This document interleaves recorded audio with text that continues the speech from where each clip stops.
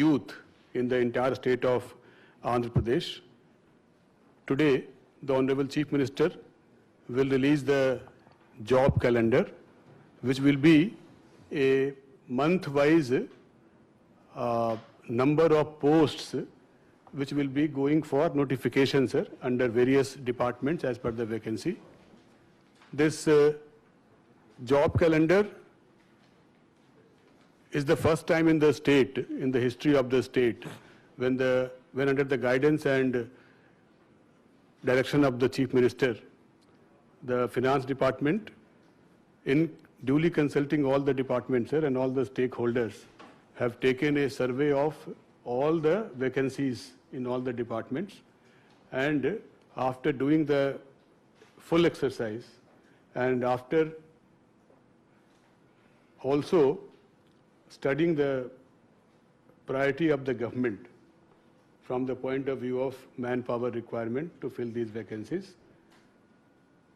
we have prepared the monthly calendar for the current year 21-22, sir. And this meeting is convened to release that calendar by the Honorable Chief Minister. We have invited the major departments here, sir. Major from the point of view of the number of posts which the departments will be getting as per this year calendar, sir. We have also invited all the chairpersons and secretary of the APPSC and the Police Recruitment Board, who will be the major recruitment agency. And we have also got through video conferencing all the district collectors, sir, who are the chairpersons of the DSC, sir, for the purpose of recruitment. Now with the Honorable Chief Minister's permission, we will play a 3-minute or less than 3-minute audio visual, sir, very short film, sir. 756, sir. Yes, sir. The 7 lakh is the figure for the, yes, sir. Sir. Thank you, sir. Now I will request the Honorable Chief Minister to kindly deliver his message for all of us.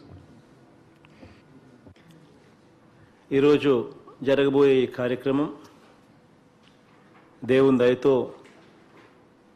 మరో మంచి కార్యక్రమానికి ఈరోజు శ్రీకారం చుడతా ఉన్నాం.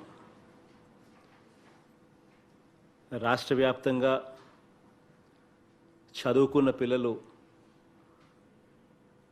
ఎంతో ఆతృతతో ఎదురు చూస్తూ ఉంటారు. ప్రభుత్వం తరపు నుంచి నోటిఫికేషన్ వస్తుందని, కోచింగ్ తీసుకునేటప్పుడు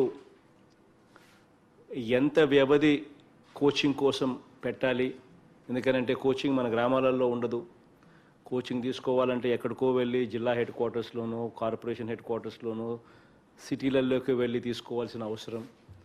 అక్కడ మన ఇల్లు ఉండదు, ఇల్లులు బాడెక్కి తీసుకుని అక్కడ నెలల తరబడి కోచింగ్ తీసుకుంటూ ఉండాలి. ఆ కోచింగ్ తీసుకున్న తర్వాత ఉద్యోగాలు నోటిఫికేషన్ ఎప్పుడు ఇస్తారో కూడా తెలియని పరిస్థితుల్లో ఆ కోచింగ్ జరుగుతూనే ఉంటే ఆ పిల్లలకు మనోధైర్యం కూడా కోల్పోయే పరిస్థితి వస్తుంది. ఆ పరిస్థితులన్నీ కూడా మార్చి ఈరోజు వచ్చే 9 నెలల కాలంలో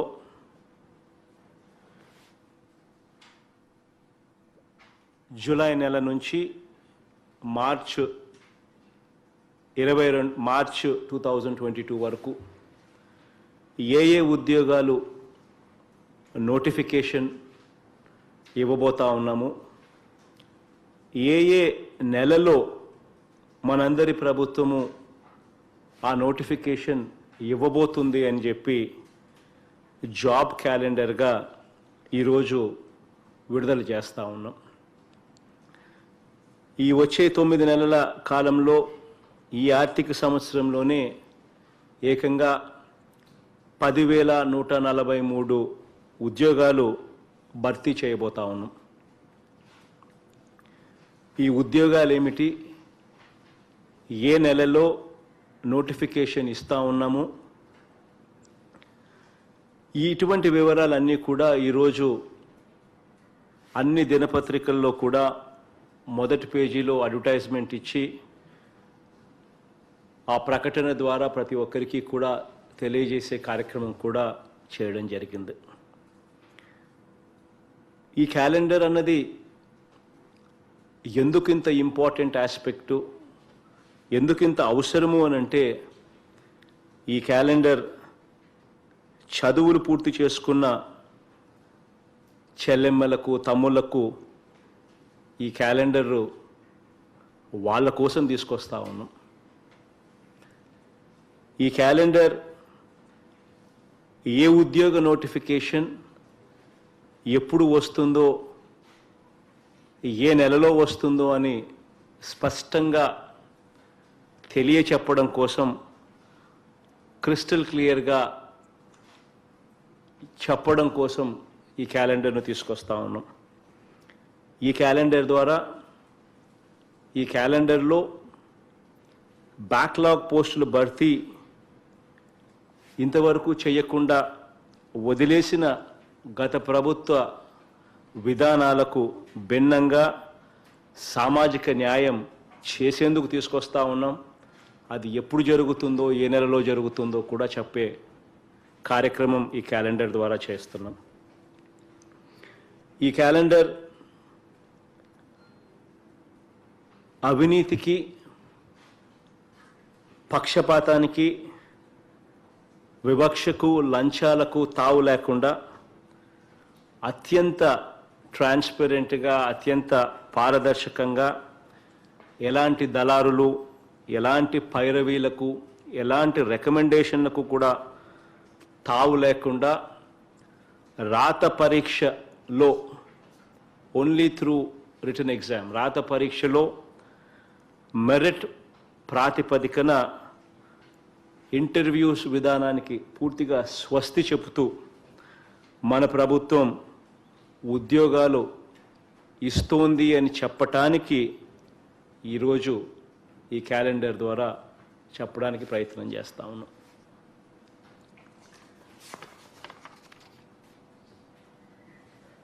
ఈరోజు కొన్ని విషయాలు జ్ఞాపకం తెచ్చుకుంటే, అధికారంలోకి వచ్చిన, మీకు బాగా గుర్తుండే ఉంటుంది బహుశా, జూన్ 2019 అధికారంలోకి వచ్చిన కేవలం 4 నెలల్లోపే, అంటే అక్టోబర్ 2వ తారీఖు లోపు గ్రామ సచివాలయాలు వెలిసాయి.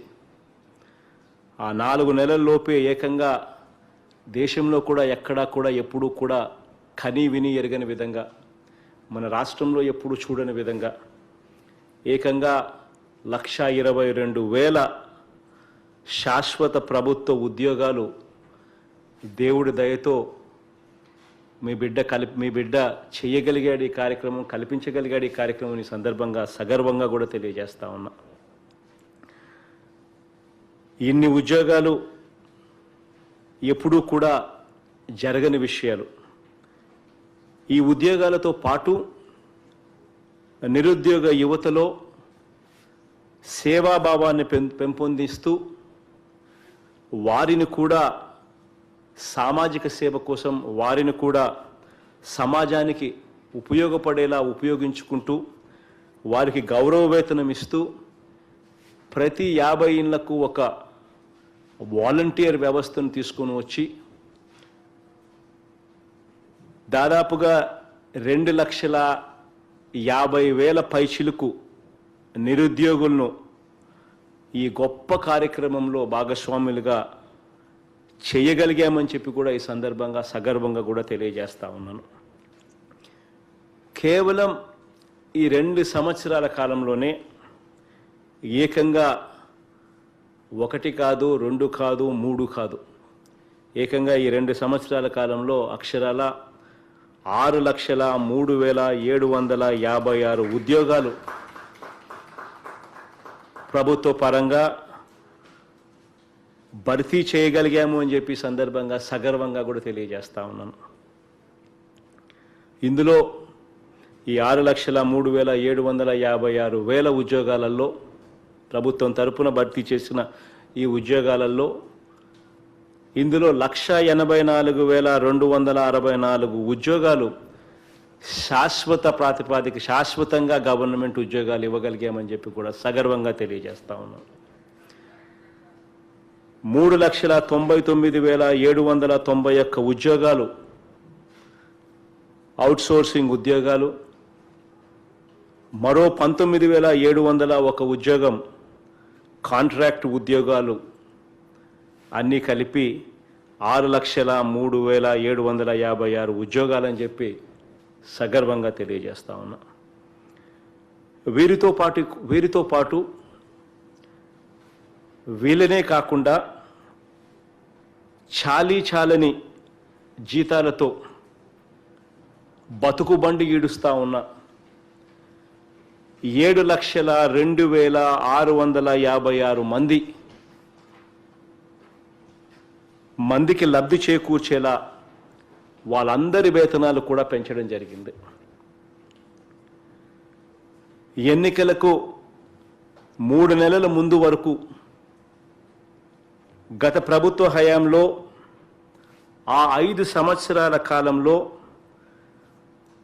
ఆ ఉద్యోగస్తులందరూ కూడా ఆ 7,02,656 మంది ఉద్యోగస్తులందరూ కూడా ఆ గత ప్రభుత్వ హయాంలో ఎన్నికలకు 3 నెలల ముందు వరకు కూడా వాళ్ళు ఎలా బతికారు, వాళ్ళు ఎంత జీతాలు ఇచ్చేవారు అన్నది ఒక్కసారి జ్ఞాపకం చేసుకోమని అడుగుతా ఉన్నా. ఈ 2 సంవత్సరాల కాలంలో ఇదే 7,02,656 మంది ఈ కుటుంబాలు ఈరోజు వీళ్ళ జీతాలు ఎంత, వీళ్ళ బ్రతుకులు ఎలా మారాయి అన్నది కూడా ఒక్కసారి జ్ఞాపకం చేసుకుంటే నిజంగా దేవుడు దయతో ఈ కార్యక్రమం చేయగలిగినందుకు చాలా సంతోషాన్ని ఇస్తుంది.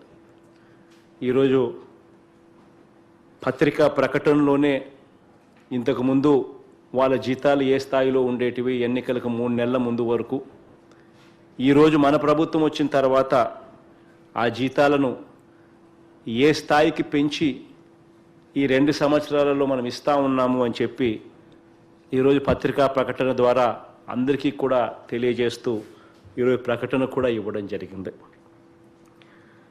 ఉద్యోగాలకు సంబంధించి మరో పెద్ద మార్పును కూడా చేయడం జరిగింది.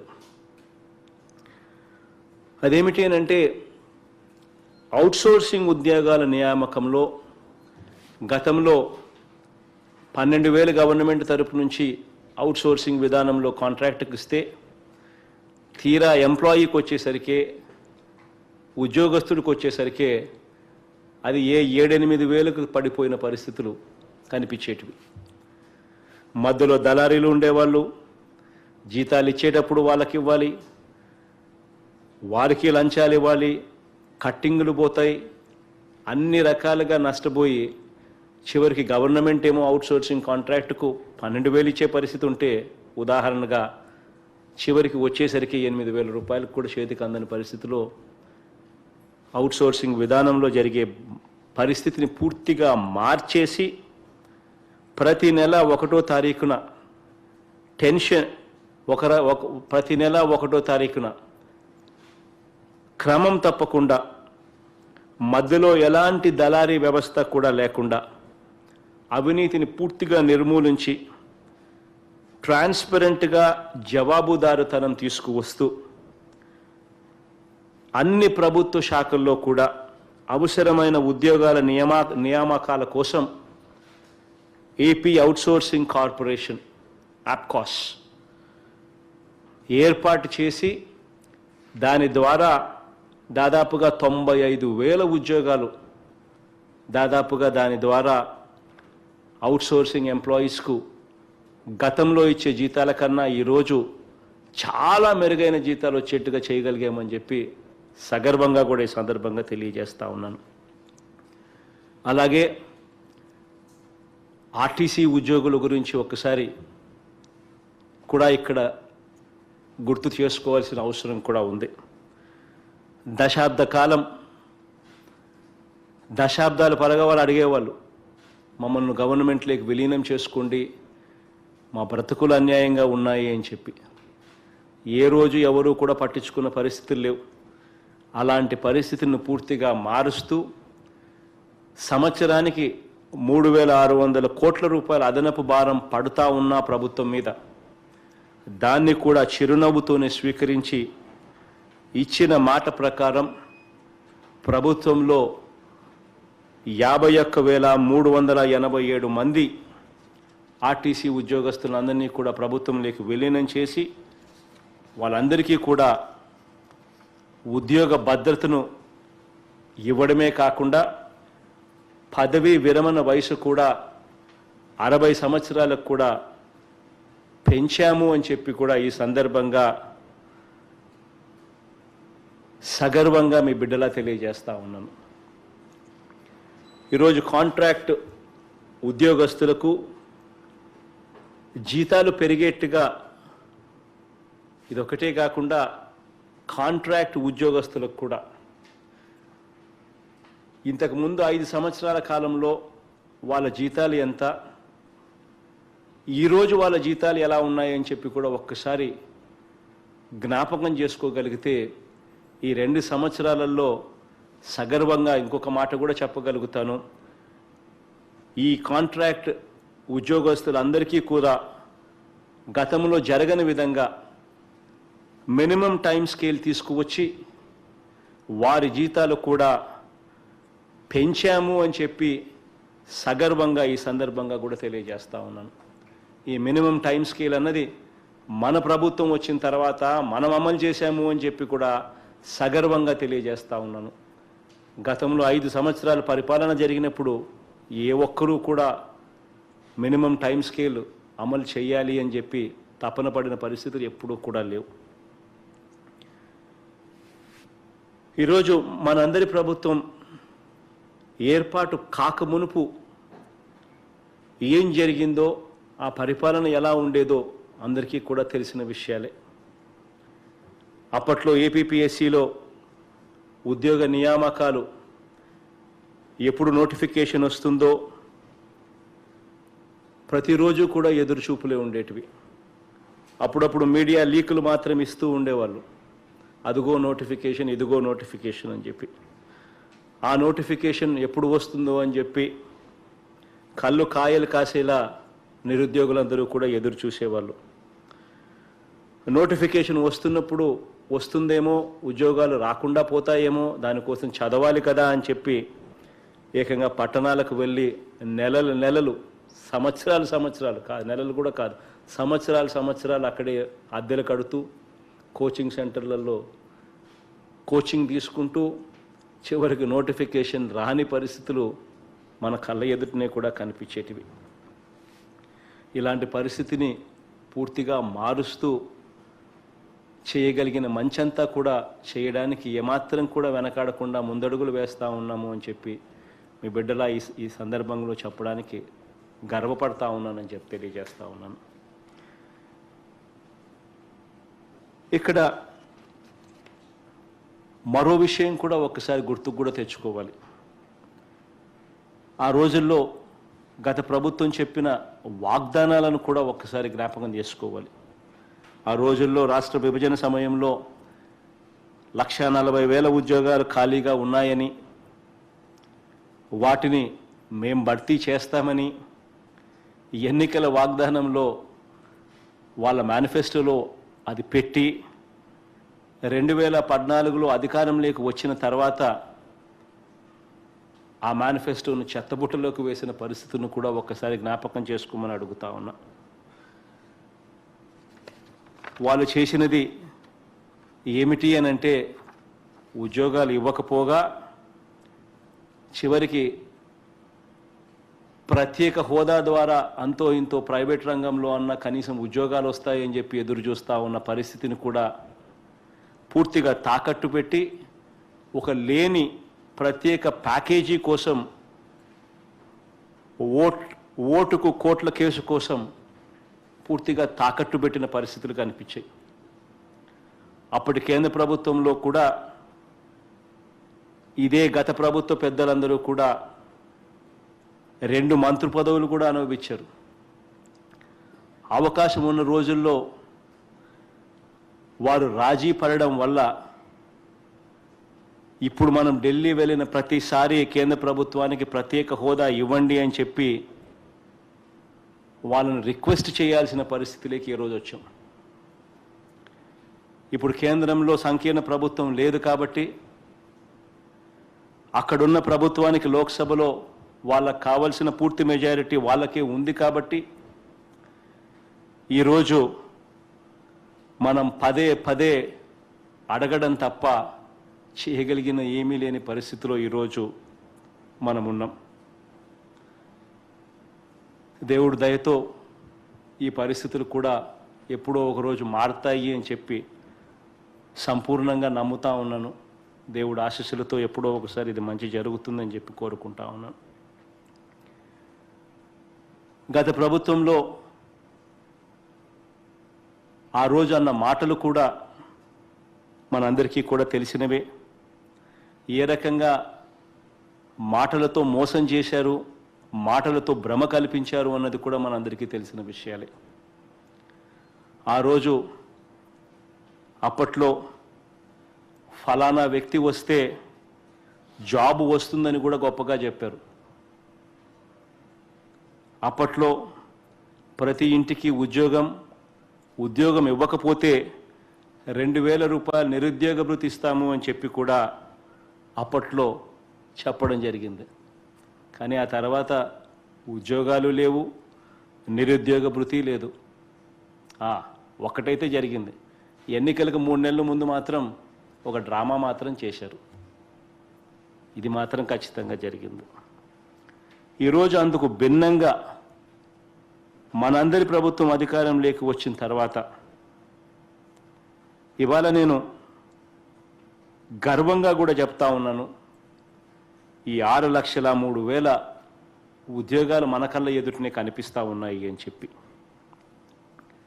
అప్పట్లో ఇస్తామన్న 1,40,000 ఉద్యోగాలు ఖాళీగా ఉన్న 1,40,000 ఇస్తామని చెప్పి మేనిఫెస్టోలో పెట్టి ఎగరగొట్టిన పరిస్థితుల నుంచి ఇవ్వకపోగా ఈరోజు కోవిడ్ పరిస్థితిలో ఉన్నా కూడా ఈరోజు రాష్ట్రానికి రెవెన్యూ రావాల్సిన ఆదాయం తగ్గినా కూడా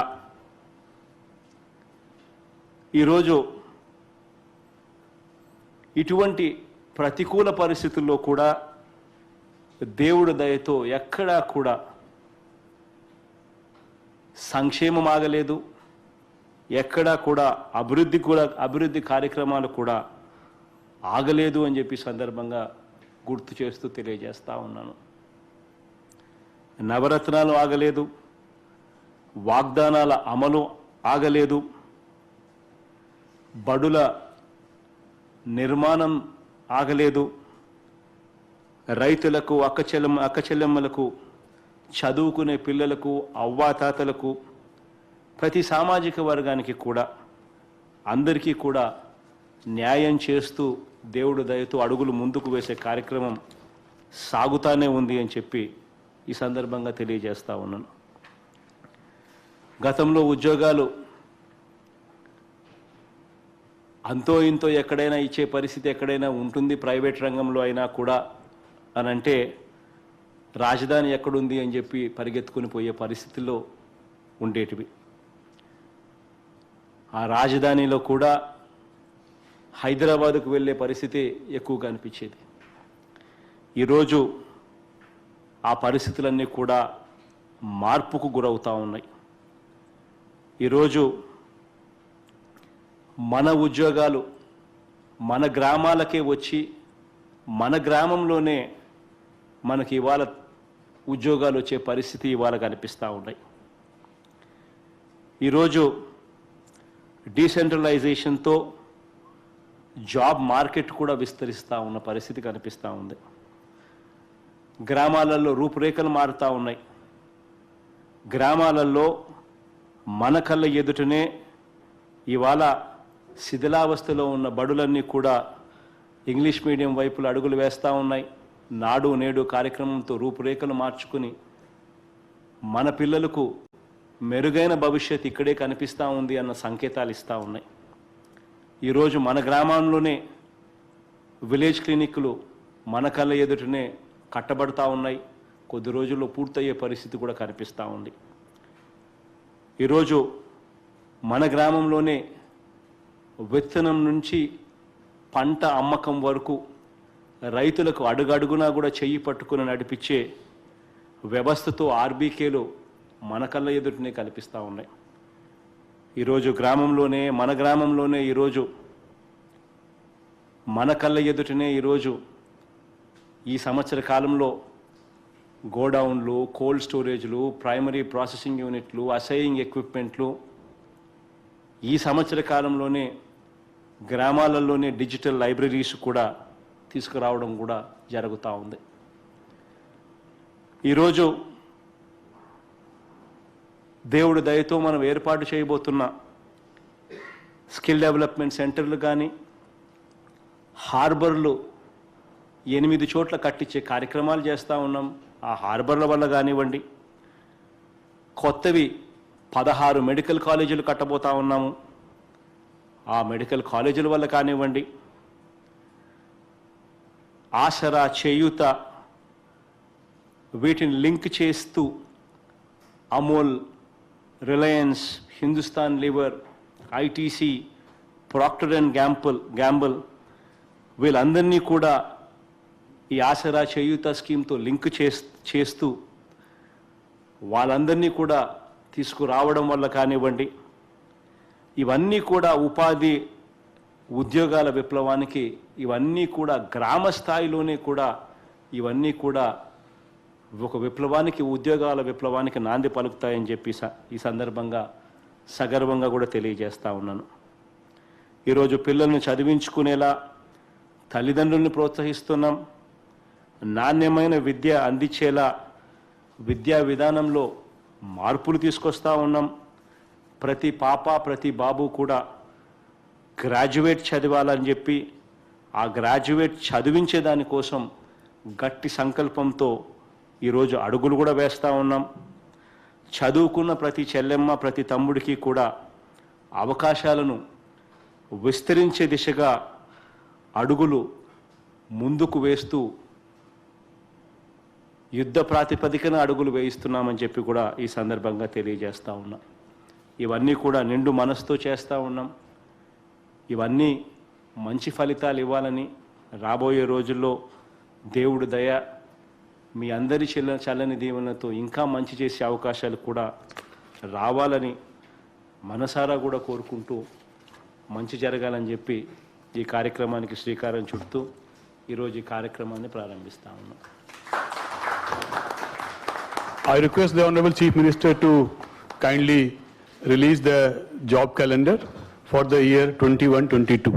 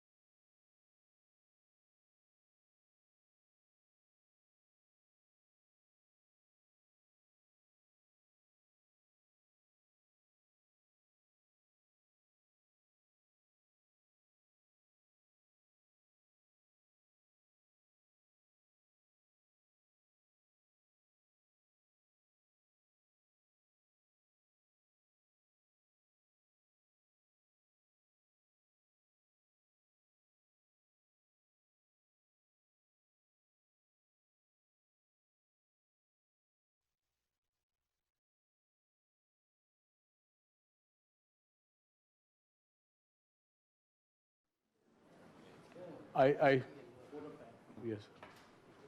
I thank the Honorable Chief Minister for releasing the job calendar, which is nothing less than a gift for 6,03,000 people already, and 10,000 more people for people from our state in the coming 1 year, sir.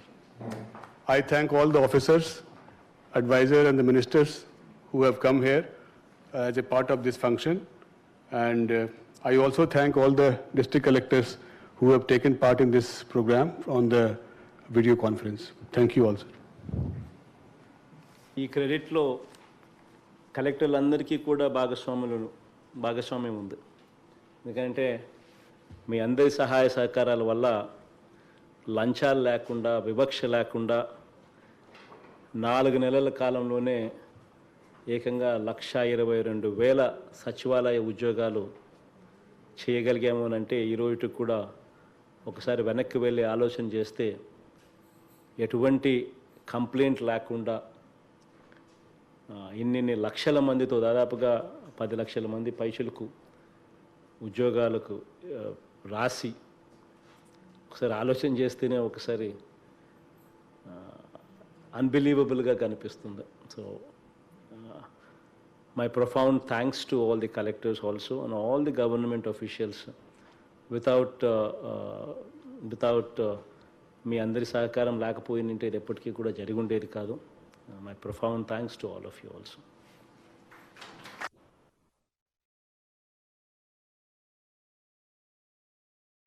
Serenity model high school విద్యార్థులకు అమ్మఒడి, సామాన్యులకు అందుబాటులో ఉన్న బడి serenity. Medchal జిల్లాలో మేటిగా నిలిచి సాటిలేని ఫలితాలను సాధిస్తున్న #1 స్కూల్ సెరెనిటీ. మా ప్రత్యేకతలు ప్రతి విద్యార్థి పట్ల వ్యక్తిగత శ్రద్ధ, activity based learning and digital class rooms, computer lab, 100% ఫలితాలు, sports and cultural activities, yoga, abacus మరియు Vedic maths education. Please visit Serenity Model High School, Nagaram. Admissions are in progress. Call 040-271-46899 and 040-271-48699.